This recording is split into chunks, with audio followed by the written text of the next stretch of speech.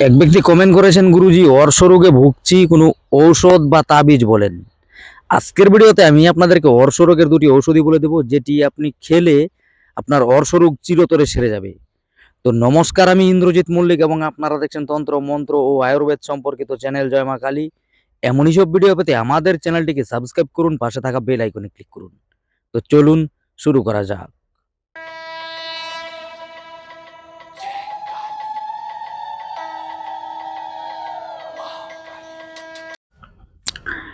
5টি পেয়ারার কচি পাতা 100 ml জলে সিদ্ধ করবেন। 50 ml হলে নামিয়ে ছেঁকে নেবেন।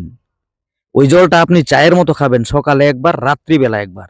এটি করলে আপনার অর্শ রোগ অনেকটাই সেরে যাবে।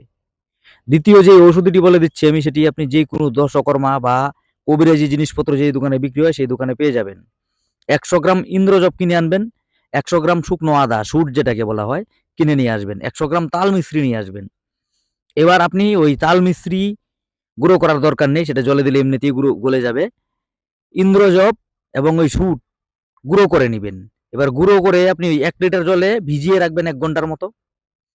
তারপর ওই জলটাকে আপনি জাল করবেন, হাফ লিটার হলে 1 লিটার থেকে যখন হাফ লিটার হয়ে যাবে, নামিয়ে ছেঁকে নেবেন। একটা কাচের শিশিতে বা বয়মে ভরে রেখে দিবেন। রাত্রিবেলা আপনি 10 ml করে খাবেন, পরপর 15 দিন। এটি খেলে আপনার অর্শরোগ চিরতরে সেরে যাবে। আজকের ভিডিওটি এইটুকুই ছিল। কোনো অংশ যদি বুঝতে পেরে না থাকেন কমেন্টে লিখে যাবেন। ভিডিও যদি ভালো লাগে লাইক করে যাবেন। এই তথ্য আপনার আশেপাশে জানানোর জন্য তা শেয়ার করতে পারেন। আমার সঙ্গে যোগাযোগ করতে হলে ডিসপ্লেতে দেওয়া নম্বরে হোয়াটসঅ্যাপ করতে পারেন। দেখা হচ্ছে আগামী পর্বে, ততক্ষণ পর্যন্ত ভালো থাকবেন। ধন্যবাদ।